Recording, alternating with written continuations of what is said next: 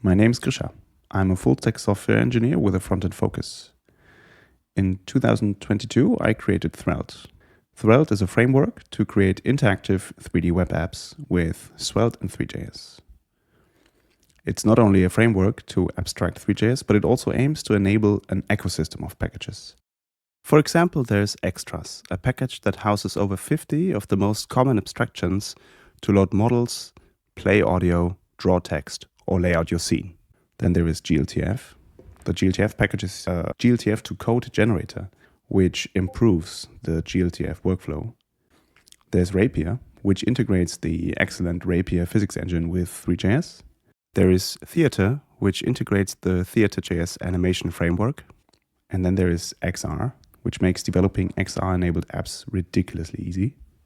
There's Flex, which aims to resolve the lack of native WebGL UI layout engines in Three.js. But ultimately, what you do when you use Threlte is that you write code.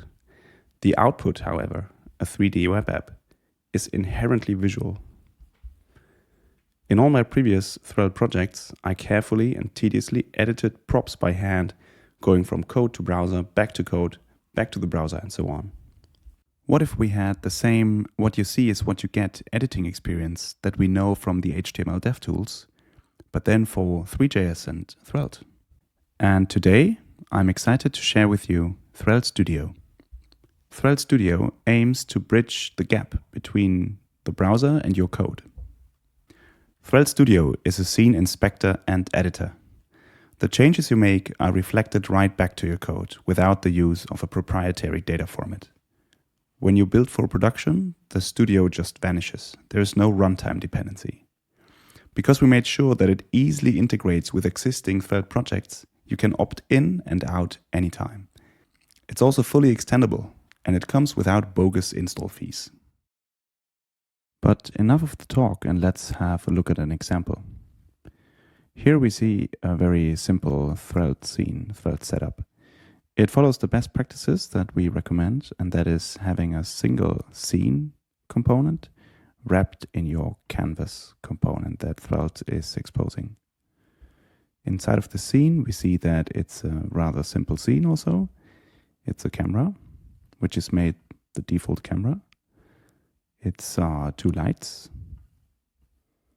It's one cube and a cylinder, which acts as the ground. This is what the scene looks like in the browser. To use the studio, you just wrap your scene, your whole scene, in the studio component. The other thing that you have to do is you have to go into your vite config and add the studio plugin to run before the SvelteKit plugin. Now, when we go back to the browser, we see that there is a lot more happening. We have a toolbar at the top, a scene hierarchy, and a viewport gizmo that tells us the orientation of the camera. Let's have a look at the tools that are in the toolbar.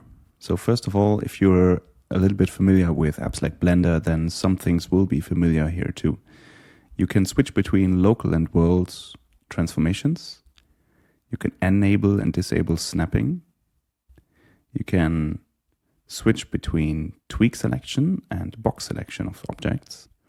You can translate, rotate, and scale objects. You can switch to an editor camera.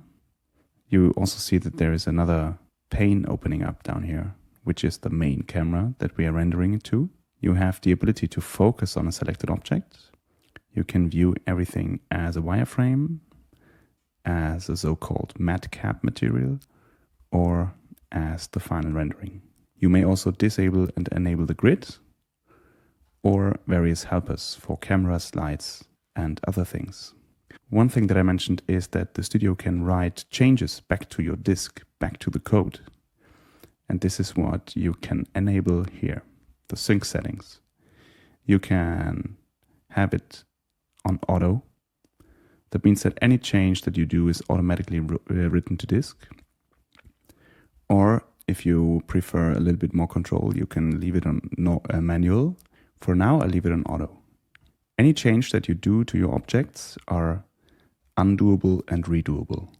Currently, there are two ways to edit an object. The first one is to select it in the scene hierarchy and use the inspector to modify properties. And the other one is to use the gizmo to translate, rotate, and scale an object. You also see that most of these tools, they have hotkeys attached. So translate, rotate, and scale.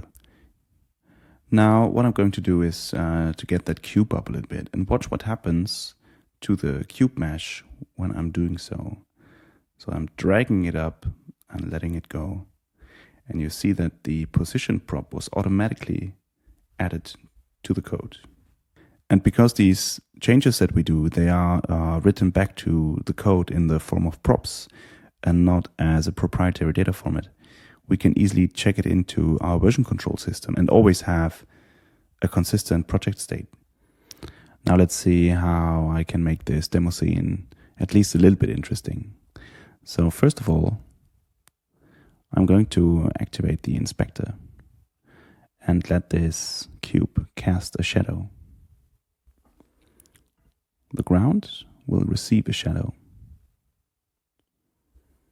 The directional light, I'll place it a little bit more up and towards the left, and it will cast a shadow. This one can actually go a little bit higher.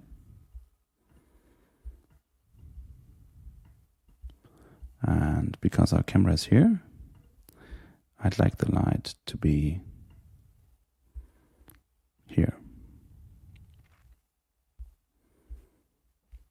I want the light color to be a little bit of a reddish color. And the ambient light, which is not coming from any particular direction, but basically from everywhere, this one should be in a slight blue tint. Now I can go back to my camera and zoom in a little bit. I'm going to place the camera way further up, rotate it so that it looks down on the cube. For that, I'm going to disable snapping. The white line that you see here is the center of the camera. And I think I'm going to place it a little bit further to the left here. For that, I'm going to change the transformation space so that I can move it freely in this X and C plane. Now it already looks a lot better. So this is what the scene now looks like in code. Every change that you see is made by the studio itself. Dialing these numbers in by hand is time-consuming and tedious. Just like the regular Svelte inspector, the Threlte Studio Inspector also allows you to jump to the position in the code where a particular mesh or object is instantiated. In this example, I want to rotate this mesh around the y-axis continuously, and to do that, I'm going to use the hook useTask that runs a callback on every frame. And this callback is given a delta, which is the time between this frame and the last frame. First, I will create a reactive variable using the state rune. Then I will update the value of this signal in the callback of useTask. Next, I'm going to create a property rotation y and use the signal rotation y for it. So this is what it looks like now. You can see that the cube is kind of floating, but to really drive the point home, I want to employ another component from the extras package. It's called float, and it does exactly what you would expect. You just wrap your mesh in it, and it kind of gives this floaty vibe and slowly moves an object up and down. So one thing I noticed is that the shadows have these jagged edges, and this is because the shadow map doesn't have the proper resolution. To change that, I'm going to select the directional light, which is casting the shadows. I'm going to select shadow. And inside of this, I have the property width and height of the shadow map size available. I'm I'm going to change this to be 2048 by 2048. The shadow map has been updated. If I go back to the code now, I can see that the studio is also able to set these, what Threlte calls pierced props. So it pierces into the object and sets the properties accordingly. The Threlte Studio is not a Unity replacement or a full-blown, what you see is what you get 3D engine. It's a companion that you can use and customize to your liking. This, for example, is a custom extension that draws a bounding box containing all selected objects. This extension is a Svelte component itself that is passed to the Studio component we added earlier. It has access to the state and actions exposed by other extensions, as everything that the Studio comes with is essentially an extension.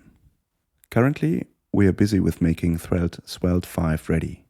What you see here is already Svelte 5, and the Studio will actually be Svelte 5 only. But we're not ready just yet. Feel free to join our Discord or follow us on Twitter to get the news first. We can't wait to see what you build with it.